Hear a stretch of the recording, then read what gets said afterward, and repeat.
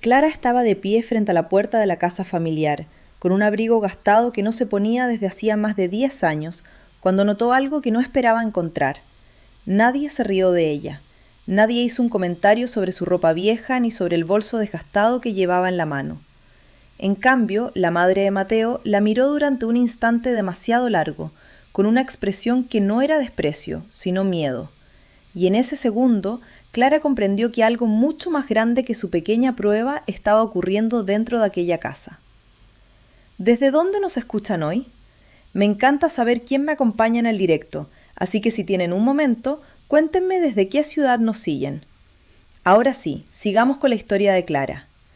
Ella tenía 47 años y llevaba casi 20 trabajando en el mismo sector, primero como analista y después poco a poco escalando posiciones hasta convertirse en directora financiera de una empresa mediana de logística. Nadie en su círculo cercano, fuera del trabajo, sabía exactamente cuánto ganaba ni qué cargo ocupaba.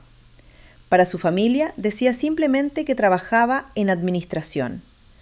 Para sus amigas de toda la vida, que llevaba las cuentas de una empresa. Nunca mentía del todo, pero tampoco decía la verdad completa. Con Mateo llevaba algo más de un año de relación. Se habían conocido en la boda de un primo común, en una mesa incómoda donde ninguno de los dos conocía a nadie más. Él tenía 49 años, trabajaba como técnico en una empresa de mantenimiento industrial y llevaba divorciado casi 8 años.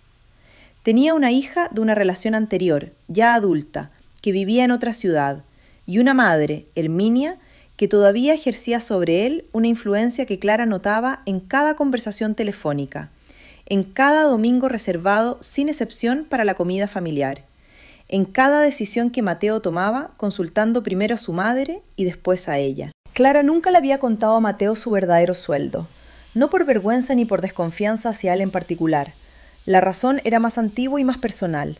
Años atrás, cuando todavía estaba casada con su primer marido, había vivido la experiencia de ver cómo el dinero se convertía en un arma dentro de una relación. Su ex marido nunca la había maltratado físicamente, pero sí había usado cada aumento de sueldo de ella como un motivo de discusión, como si su éxito profesional fuera una ofensa personal hacia él. Con el tiempo, Clara aprendió a hablar de su trabajo en voz baja, a minimizar sus logros delante de él, y esa costumbre, aunque el matrimonio terminó hacía más de una década, seguía viva en ella como una cicatriz que reaccionaba ante cualquier situación parecida. Por eso, cuando conoció a Mateo, decidió avanzar despacio en ese tema. Primero quería saber quién era él realmente, sin que el dinero se interpusiera. Después, cuando la relación se volvió seria, decidió que ya era demasiado tarde para simplemente soltar la información como si nada. Sentía que si de pronto le decía «gano el triple de lo que imaginas y tengo un puesto de dirección», la conversación se llenaría de preguntas incómodas sobre por qué no lo había dicho antes.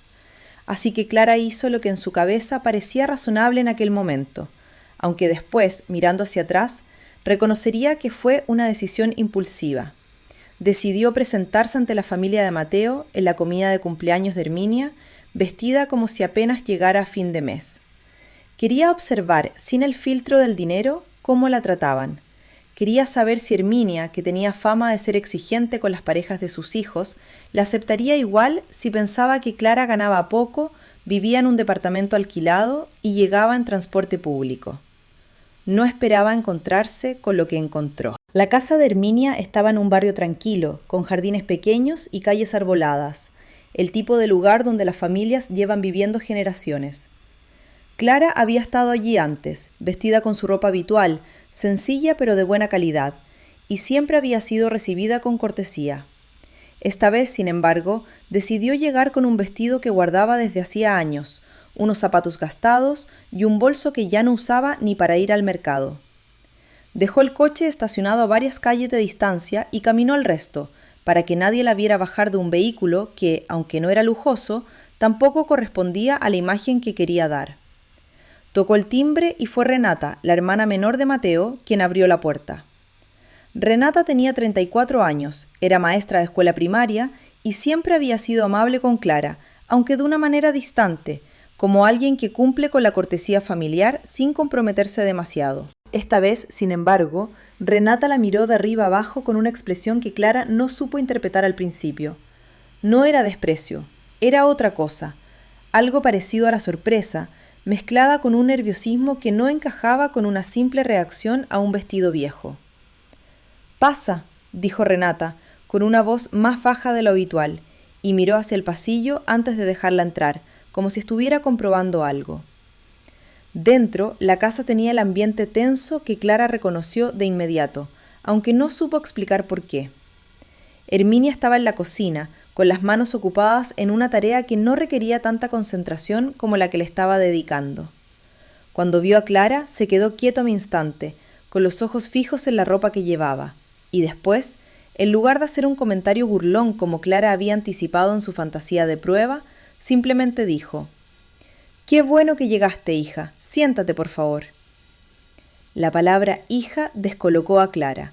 Herminia nunca la había llamado así. Normalmente usaba su nombre, con una formalidad medida que dejaba claro que todavía la consideraba una visita, alguien a quien evaluar. Ese día, en cambio, había en su voz algo parecido al alivio, como si la llegada de Clara resolviera, de alguna manera, un problema completamente distinto al que ella imaginaba. Mateo llegó minutos después, saludó a Clara con un beso rápido y, sin detenerse demasiado a mirar su ropa, se sentó junto a su madre y comenzó a hablar en voz baja con ella sobre algo que Clara no alcanzó a escuchar completamente. Captó solamente fragmentos. El banco. Hasta el jueves. No se lo digas todavía. Cuando notó que Clara los observaba, Mateo cambió de tema con una rapidez que resultaba, para alguien que llevaba un año conociéndolo, evidentemente forzada.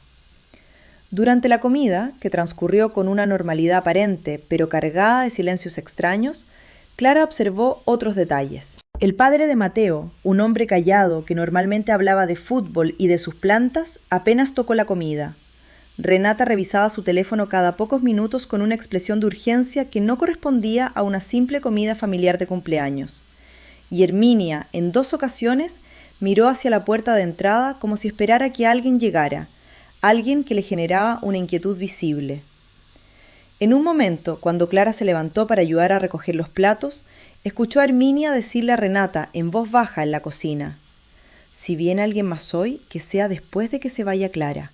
No quiero que se entere de nada todavía». Clara se quedó paralizada un segundo, con un plato en la mano, sin saber si Herminia se refería a ella. La frase podía significar muchas cosas, pero en el contexto de su prueba sonó como la peor de las confirmaciones. Pensó que la familia ocultaba algo relacionado precisamente con su situación económica, tal vez alguna opinión negativa sobre ella que no querían decir en su presencia, tal vez un plan para separarla de Mateo, tal vez incluso algo relacionado con dinero que Mateo les había contado sin decírselo a ella. Volvió a la mesa con esa idea instalada en el pecho, mezclada con la incomodidad de estar vestida como no era, en una casa donde de pronto sentía que todos sabían algo que ella no sabía. Esa noche, cuando Mateo la llevó de regreso a su departamento, Clara decidió que no podía quedarse callada. No mencionó el vestido ni la prueba que había planeado, pero sí le preguntó, con la voz más tranquila que pudo reunir, si en su familia estaba pasando algo. Mateo dudó, algo que él casi nunca hacía, y después respondió que todo estaba bien, que simplemente su madre estaba organizando unos papeles del banco relacionados con la casa, nada importante. Clara notó que la frase salió demasiado rápida, demasiado ensayada, como si la hubiera repetido varias veces antes de decirla en voz alta. No insistió esa noche, pero durante los días siguientes la sensación de que algo no encajaba no la abandonó. Analizó la situación con la misma frialdad que aplicaba en su trabajo cuando revisaba un balance que no cuadraba. Había demasiadas señales sueltas para ser una coincidencia. La conversación en voz baja sobre el banco, la frase de Herminia sobre no querer que se enterara de nada todavía, la ansiedad de Renata, el silencio del padre. Clara empezó, casi sin proponérselo al principio, a prestar atención a los pequeños detalles que antes había pasado por alto. Recordó que hacía algunas semanas Mateo había recibido una llamada durante una cena y había salido al balcón para contestar, algo que nunca hacía. Recordó también que en 2 ocasiones había mencionado de pasada que su madre estaba un poco estresada últimamente, sin dar más explicaciones cuando Clara preguntó por qué. Una tarde, casi 2 semanas después de la comida de cumpleaños, Clara decidió llamar a Renata directamente. No tenía una relación tan cercana con ella como para hacerlo sin motivo, pero inventó una excusa relacionada con un regalo pendiente para Herminia y aprovechó la conversación para preguntar, con cuidado, si todo estaba bien en la familia. Hubo un silencio largo del otro lado de la línea. No debería decir nada, respondió Renata finalmente, pero creo que Mateo tendría que hablar contigo antes de que te enteres por otra persona.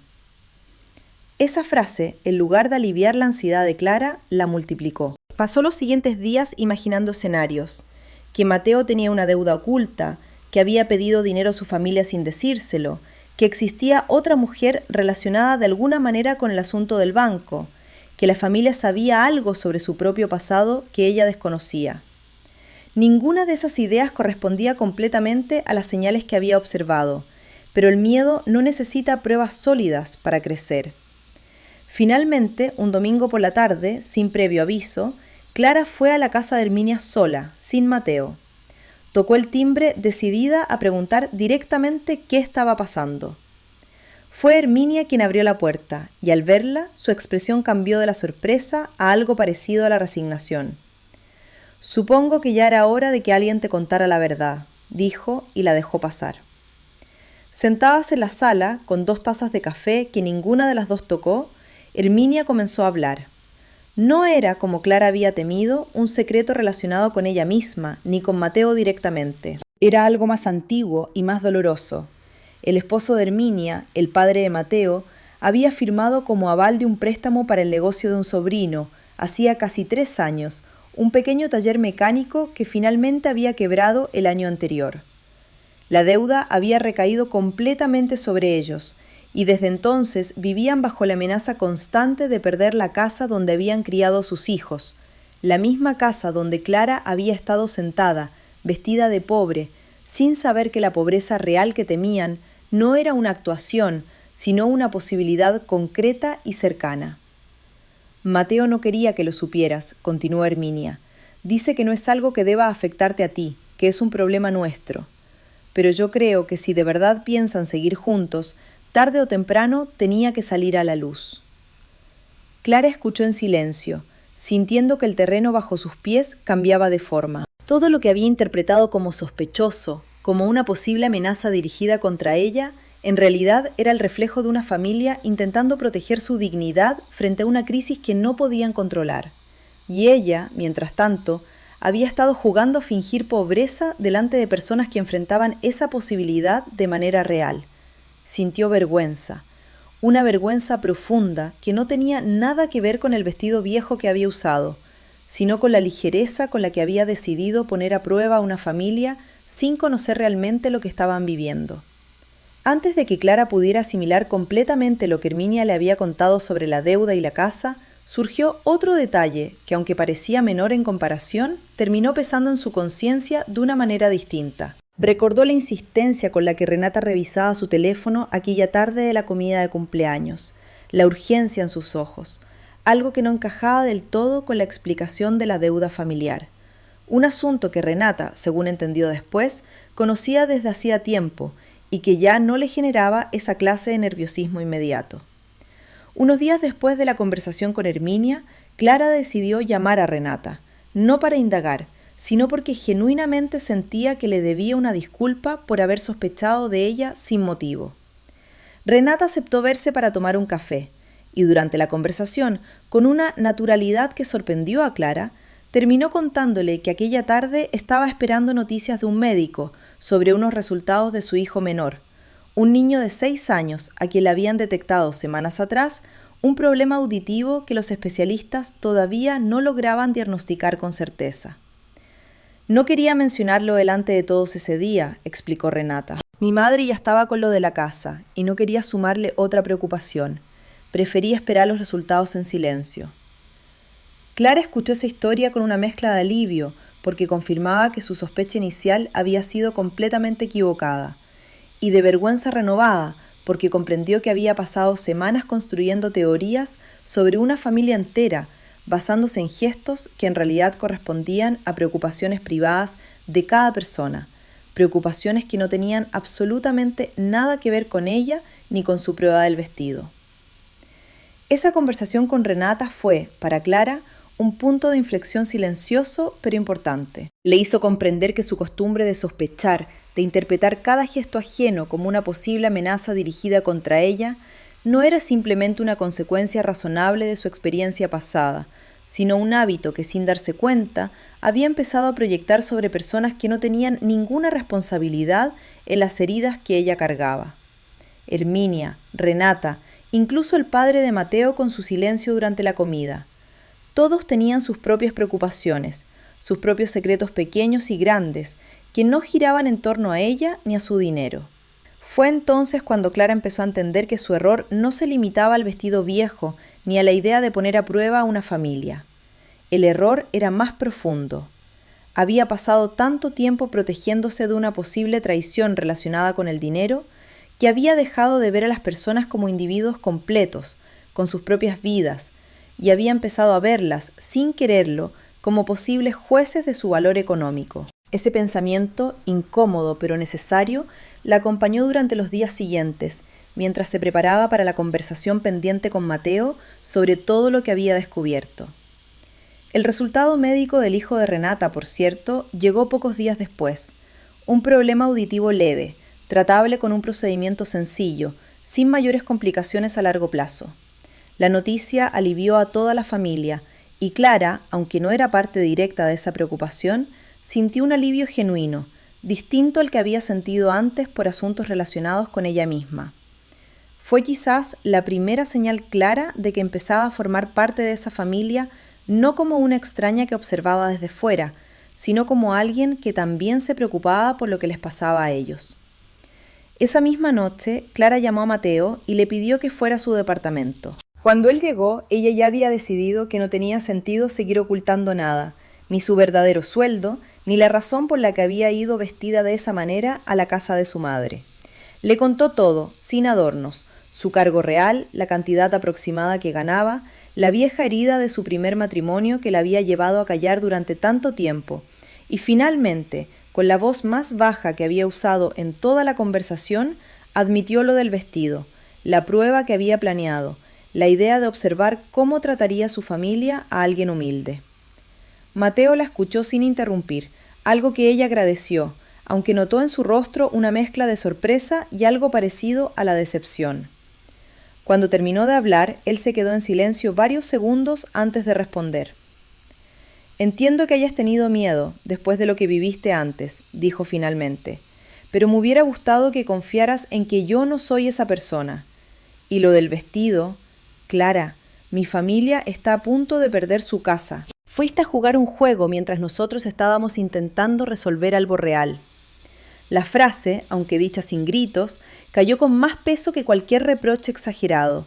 Clara sintió que merecía esa incomodidad, pero también sintió la necesidad de explicar, no de justificarse completamente, sino de que él entendiera el origen de su miedo.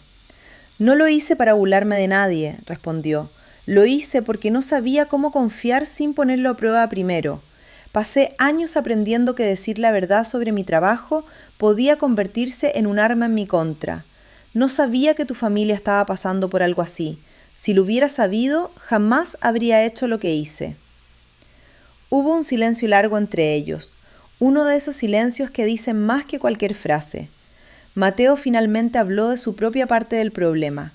Reconoció que él tampoco había sido completamente honesto. Sabía, desde hacía meses, que la situación con la deuda de su padre era grave, y sin embargo, había preferido manejarlo solo, sin contárselo a Clara, convencido de que protegerla significaba no involucrarla, cuando en realidad lo que había hecho era excluirla de una parte importante de su vida. «Creo que los dos hicimos lo mismo, de maneras distintas», dijo Clara. «Los dos decidimos que proteger significaba ocultar». Esa noche no resolvieron nada de manera definitiva. No hubo abrazos de reconciliación instantánea ni promesas grandilocuentes. Mateo se fue con la incomodidad todavía presente, y Clara se quedó con la sensación de que, por primera vez en mucho tiempo, había mostrado una parte de sí misma que normalmente mantenía escondida, y que esa exposición, aunque dolorosa, también era necesaria. Durante la semana siguiente apenas se vieron. Hablaron por teléfono en un par de ocasiones, Conversaciones breves y algo forzadas, más centradas en organizar detalles prácticos que en abordar lo que realmente había quedado sin resolver entre ellos. Clara aprovechó ese tiempo para pensar con claridad, algo que en el fondo agradeció, porque las decisiones tomadas desde la calma solían durarle más que las tomadas desde el impulso. Fue durante esos días de distancia cuando conoció, casi por casualidad, a alguien que terminaría siendo clave para entender mejor toda la situación. Ignacio, un antiguo compañero de trabajo del padre de Mateo, que se cruzó con ella en el estacionamiento de un centro comercial cuando Clara fue a dejar unos documentos relacionados con su propio trabajo. Ignacio la reconoció de una fotografía que había visto en la casa de Herminia y sin saber que existía ningún conflicto, comenzó a hablarle con naturalidad sobre el padre de Mateo, sobre los años que habían trabajado juntos, y mencionó casi de pasada un detalle que Clara no conocía. El padre de Mateo había intentado meses atrás vender un terreno pequeño que tenía a las afueras de la ciudad, herencia de su propia madre, para cubrir parte de la deuda, pero el trámite se había complicado porque el terreno estaba a nombre de 2 hermanos, y el otro hermano, tío de Mateo, se negaba a firmar la venta. Ese dato, aparentemente menor, terminaría siendo importante más adelante, porque explicaba por qué la familia llevaba tanto tiempo sin poder resolver la deuda de una manera más sencilla, y porque introducía la historia a una persona que hasta entonces nadie había mencionado, el tío Braulio, un hermano del padre de Mateo con quien la familia prácticamente no tenía relación desde hacía años, por motivos que ni siquiera Mateo conocía completamente. El encuentro con Ignacio en el estacionamiento no fue casual del todo, aunque en su momento Clara lo interpretó así. Con el paso de las semanas y a medida que la situación familiar avanzaba, Clara volvió a coincidir con él en 2 ocasiones más, ambas relacionadas con trámites del terreno que Ignacio, sin ser abogado ni tener ninguna obligación real, ayudaba a gestionar por pura cercanía con la familia, en parte porque él mismo había trabajado durante años codo a codo con el padre de Mateo y sentía un cariño genuino hacia esa familia, y en parte porque, como confesó en una de esas conversaciones, él también había vivido un conflicto parecido con un hermano suyo, muchos años atrás, y nunca había logrado resolverlo antes de que ese hermano falleciera. «Por eso me metí donde nadie me llamó», le dijo a Clara con una media sonrisa, mientras esperaban juntos en la fila de un banco para entregar unos documentos. «No quiero que a esta familia le pase lo mismo que a la mía. A veces uno ve desde afuera cosas que los de adentro no pueden ver, precisamente porque están demasiado metidos en el dolor». Clara valoró esa honestidad. Ignacio no pretendía ser un salvador ni un personaje central en la historia. Simplemente aparecía en los momentos justos, con información puntual o con una palabra de perspectiva, sin exigir nada a cambio, sin intentar ocupar un lugar que no le correspondía. En una de esas conversaciones, Ignacio le hizo una pregunta que Clara no esperaba. «¿Y tú, por qué decidiste ir vestida así aquel día? Herminia me lo contó, sin rencor, más como algo curioso que como un reclamo». Clara, sorprendida de que la pregunta llegara de alguien casi ajeno a la familia, respondió con más sinceridad de la que había mostrado incluso con Mateo en un primer momento. Le habló brevemente de su primer matrimonio, del miedo aprendido a que el dinero se convirtiera en un motivo de distancia o de manipulación. Ignacio la escuchó con atención y al final le dijo algo que ella recordaría después, en distintos momentos de los meses siguientes. El problema nunca es tener dinero o no tenerlo. El problema es cuando dejamos que el miedo decida por nosotros cómo tratamos a la gente que queremos. Yo perdí a mi hermano por orgullo, no por dinero. El dinero solo fue la excusa que usamos los dos para no hablar de lo que realmente nos dolía. Esa conversación, breve y casi accidental, tuvo un peso que Clara no esperaba. Le sirvió, semanas después, cuando finalmente reunió el valor para hablar con Mateo con total honestidad, para entender que su miedo, aunque legítimo por su historia personal, no debía convertirse en la brújula que dirigiera sus decisiones dentro de una relación nueva, con una persona que hasta ese momento no le había dado ningún motivo real para desconfiar. Ignacio no volvió a aparecer de manera protagónica en la historia después de esas semanas. Siguió siendo, para la familia, una especie de amigo cercano que ayudaba cuando podía, sin pedir reconocimiento ni protagonismo. Pero su función, breve como fue, dejó una marca importante. Le recordó a Clara que las heridas del pasado, cuando no se examinan con honestidad, terminan repitiéndose de formas distintas, aunque cambien los nombres y las circunstancias. Clara no dijo nada de inmediato sobre lo que Ignacio le había contado. Prefirió investigar por su cuenta antes de llevarle el tema a Mateo, en parte porque no quería parecer que estaba entrometiéndose en un asunto familiar que no le correspondía, y en parte porque su instinto profesional, acostumbrado a revisar cifras y contratos antes de sacar conclusiones, le decía que necesitaba entender mejor la situación antes de opinar. Investigó, con la discreción que su trabajo le había enseñado, la situación del terreno.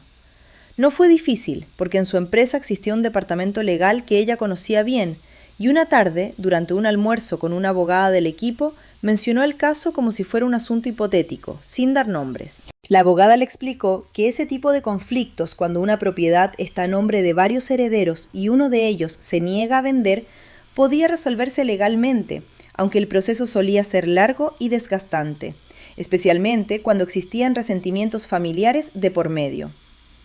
Ese dato la llevó a pensar en algo que no había considerado antes. Tal vez el problema no era solamente legal, sino emocional. Tal vez el tío Braulio no se negaba a vender por un simple capricho, sino por una historia más antigua que nadie en la familia quería contar completamente. Decidió preguntarle directamente a Mateo, no como una acusación, sino como una pregunta genuina. Cuando finalmente se vieron, después de casi 10 días de distancia, la conversación fue distinta a la anterior, más calmada, sin la tensión de la confesión reciente, más parecida a dos personas que intentan reconstruir algo juntas. ¿Qué pasó entre tu padre y tu tío Braulio?, preguntó Clara sin rodeos. Mateo se sorprendió de que ella supiera de la existencia de Braulio, pero después de un instante de duda, decidió contarle lo que sabía. Según le habían explicado de niño, sus abuelos habían dejado el terreno a partes iguales entre sus dos hijos, pero años atrás, cuando el padre de Mateo necesitaba dinero para abrir su primer taller, le había pedido a Braulio que le prestara su parte de un ahorro familiar que ambos habían heredado también, con la promesa de devolverlo con intereses simbólicos en un plazo de 2 años. El dinero nunca fue devuelto completamente, y aunque el padre de Mateo siempre insistió en que las circunstancias lo habían impedido, Braulio nunca lo perdonó del todo. Desde entonces, la relación entre los dos hermanos se había reducido a encuentros forzados en funerales y alguna que otra llamada breve en fechas señaladas. «Mi padre nunca habla de eso», dijo Mateo, «y mi tío tampoco.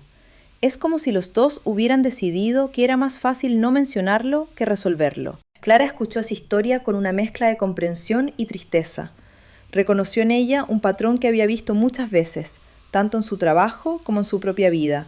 Personas que preferían el silencio prolongado antes que la incomodidad de una conversación difícil, aunque ese silencio terminara costándoles mucho más con el paso de los años. No tomó ninguna decisión precipitada, no ofreció dinero, no propuso soluciones inmediatas, no intentó convertirse en la salvadora de una familia que apenas empezaba a conocer de verdad. En cambio, hizo algo distinto. Le preguntó a Mateo si él estaría dispuesto a hablar con su tío directamente, no para pedirle nada, sino simplemente para escuchar su versión de la historia, algo que, según entendió, nadie en la familia había hecho en años. Mateo dudó, reconoció que temía esa conversación, que prefería mantenerse al margen del conflicto entre su padre y su tío, que no se sentía con derecho a intervenir en algo que había comenzado antes de que él naciera. Clara no lo presionó, pero le dijo algo que después él recordaría muchas veces. A veces protegernos de una conversación incómoda solo alarga el problema. Yo pasé años sin hablar de mi sueldo por miedo a lo que pudiera provocar, y lo único que logré fue construir una distancia contigo que no tenía por qué existir. Esa frase, dicha sin dramatismo, con la calma de alguien que ya había atravesado su propia versión del mismo horror, terminó de convencer a Mateo. Decidió, por primera vez en años, llamar a su tío Braulio. La llamada de Mateo a su tío Braulio no resolvió nada de inmediato. Braulio, sorprendido de escuchar a su sobrino después de tanto tiempo, respondió con desconfianza al principio, preguntando directamente si aquella llamada tenía que ver con el terreno. Mateo, en lugar de negarlo o dar rodeos, admitió la verdad. Sí, la familia necesitaba resolver la situación de la propiedad, pero también quería, después de tantos años, entender qué había pasado realmente entre él y su padre. Se reunieron 2 semanas después, en un café neutral, sin la presencia de Herminia ni del padre de Mateo, solamente Mateo y Braulio, y para sorpresa de todos, Clara también estuvo presente, no como protagonista de la conversación, sino como un acompañamiento discreto que Mateo le pidió expresamente, algo que a ella la conmovió más de lo que esperaba. Braulio contó su versión de la historia con una mezcla de resentimiento antiguo y cansancio. No era, según explicó, solamente el dinero no devuelto lo que le había dolido, sino la sensación de que su hermano nunca había reconocido el sacrificio que representó para él prestar esos ahorros, que en su momento también necesitaba para su propia familia. Sentía que había sido tratado como una fuente de recursos disponible, no como un hermano cuya situación también importaba. Mateo escuchó sin defender ciegamente a su padre, algo que Braulio pareció apreciar. Le preguntó, con sinceridad, si estaría dispuesto a hablar directamente con él, no para resolver el tema del terreno en ese mismo momento, sino simplemente para escucharse después de tantos años. Braulio aceptó, aunque advirtió que no prometía nada respecto a la venta. La conversación entre los 2 hermanos, que ocurrió unas semanas más tarde, tampoco fue perfecta ni resolvió el conflicto de manera inmediata.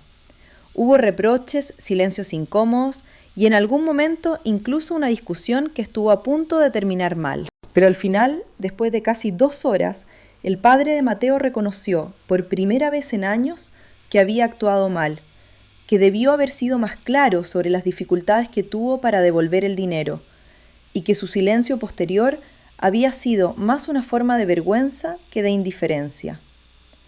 Braulio no perdonó todo de inmediato, y eso, curiosamente, hizo la historia más creíble para Clara cuando Mateo se la contó. No hubo un abrazo instantáneo ni una reconciliación total en una sola tarde.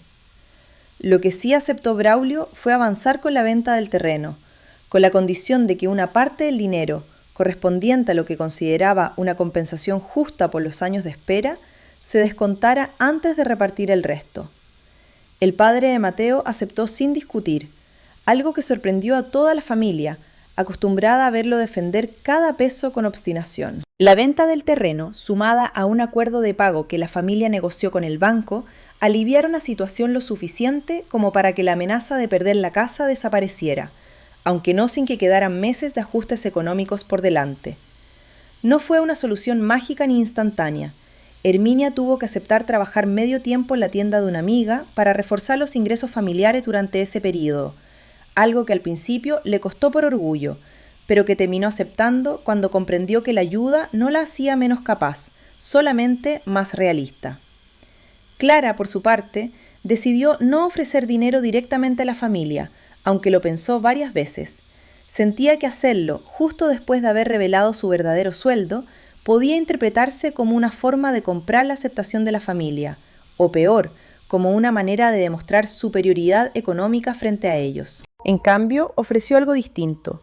Puso en contacto a Herminia con una conocida suya que necesitaba ayuda administrativa en su pequeño negocio de repostería, un trabajo mejor remunerado que el de la tienda de la amiga, que terminó convirtiéndose en una fuente de ingresos estable para Herminia con el paso de los meses. Mientras la situación familiar se estabilizaba, la relación entre Clara y Mateo atravesó su propio proceso, más lento y menos visible que el de la deuda y el terreno, pero igual de importante. No volvieron a hablar del episodio del vestido como si nada hubiera pasado. Al contrario, lo mencionaron varias veces, cada vez con menos incomodidad, hasta que se convirtió en una especie de referencia compartida sobre lo fácil que resulta equivocarse cuando se decide proteger algo mediante el silencio en lugar de la conversación. Clara notó cambios pequeños pero constantes en Mateo. Empezó a contarle detalles de su trabajo que antes mantenía para sí mismo, no por desconfianza, sino por costumbre. Le habló, por ejemplo, de un compañero que llevaba meses insinuando que quería su puesto, algo que nunca había mencionado antes porque prefería resolver esos conflictos solo. Clara, a su vez, comenzó a compartir con más naturalidad detalles de su día a día profesional, sin la costumbre de reducir sus logros ni de hablar de su trabajo en un tono más bajo del necesario. Hubo, sin embargo, un momento de tensión que ninguno de los dos esperaba, casi 2 meses después de la conversación inicial. Herminia, ya con la situación económica más estable, organizó una comida para celebrar el cierre del trámite del terreno y durante la sobremesa, sin mala intención, pero sin demasiado tacto, comentó frente a todos que, ahora que sabía la verdad sobre el trabajo de Clara, esperaba que ella pudiera ayudar un poco más en futuras dificultades familiares, como si el hecho de conocer su sueldo la convirtiera automáticamente en una especie de respaldo financiero permanente para la familia. Clara sintió que la conversación tocaba exactamente el temor que la había llevado, meses atrás, a ocultar su situación económica, la idea de que el dinero se convirtiera en la base de cómo la trataban, en lugar de ser simplemente un dato más de su vida. Respondió con calma pero con firmeza, explicando que estaba dispuesta a ayudar cuando pudiera y quisiera hacerlo, de la misma manera que cualquier persona de la familia, pero que no quería que su relación con ellos, ni con Mateo, se basara en la expectativa de que ella resolvería los problemas económicos que surgieran. Mateo, en esa ocasión, no se quedó callado como podría haberlo hecho meses atrás. Respaldó a Clara frente a su madre, algo que sorprendió a Herminia y que, según reconoció después en privado, la hizo reflexionar sobre sus propias costumbres familiares, sobre la tendencia a dar por sentado que ciertos favores debían fluir en una sola dirección, simplemente porque alguien tenía más recursos que otro. Esa conversación, incómoda en el momento, terminó fortaleciendo algo entre Clara y Mateo que las palabras bonitas no habrían logrado. La certeza de que, cuando fuera necesario, cada uno defendería al otro, incluso frente a su propia familia, incluso cuando eso significara incomodar a alguien a quien quería. Con el paso de los meses, Clara y Mateo retomaron la relación con una base distinta a la que tenían antes del episodio del vestido. No fue un cambio dramático ni una transformación instantánea, sino un ajuste gradual, hecho de conversaciones más honestas, de silencios que ya no ocultaban tanto como antes, de una confianza que se reconstruía a partir de pequeñas decisiones cotidianas más que de grandes declaraciones. Casi un año después de la comida en la que Clara se presentó con el vestido viejo, la vida de todos había cambiado de maneras discretas pero reales. Herminia trabajaba con estabilidad en el negocio de repostería, con un pequeño ingreso propio que le devolvió una sensación de independencia que no sabía que había perdido.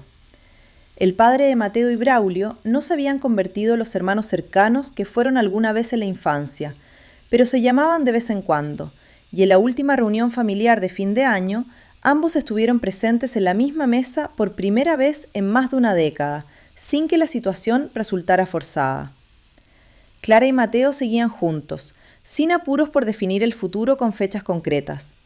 Habían hablado, eso sí, de la posibilidad de compartir una vivienda, no como un paso automático dictado por la costumbre, sino como una decisión meditada, construida sobre conversaciones que incluían tanto los ingresos de ambos como sus miedos, sus costumbres y sus expectativas, algo que meses atrás habría sido impensable para Clara. Una tarde de domingo, mientras ordenaban juntos algunos documentos relacionados con esa futura mudanza, Mateo encontró, casi por casualidad, una fotografía antigua de Clara en su primer trabajo, mucho más joven, con un puesto muy distinto al que ocupaba ahora. Se la mostró con curiosidad, sin ninguna intención especial, y Clara, en lugar de sentir la vieja necesidad de minimizar su historia, simplemente sonrió y le contó, con detalle, cómo había llegado desde ese primer puesto hasta donde estaba ahora, sin omitir cifras, sin suavizar logros, sin la costumbre antigua de hacerse más pequeña para que el relato resultara más cómodo para otra persona. Fue en ese gesto sencillo, contar su propia historia sin editarla por miedo, donde Clara reconoció que finalmente había dejado atrás la costumbre que la había llevado, meses atrás, a presentarse ante una familia entera fingiendo ser alguien que no era. No necesitaba pruebas disfrazadas para saber si la aceptaban. Solamente necesitaba, como cualquier persona, la posibilidad de ser vista tal como era, con sus logros, sus miedos y su historia completa, y confiar en que eso, y no una actuación, era lo que sostenía una relación de verdad. La historia de Clara deja una enseñanza sencilla. La desconfianza que nace de heridas pasadas puede parecer protección, pero muchas veces solo construye distancias innecesarias con las personas que sí merecen la verdad. Confiar no significa exponerse sin cuidado, pero tampoco significa poner a prueba a quienes queremos como si fueran sospechosos.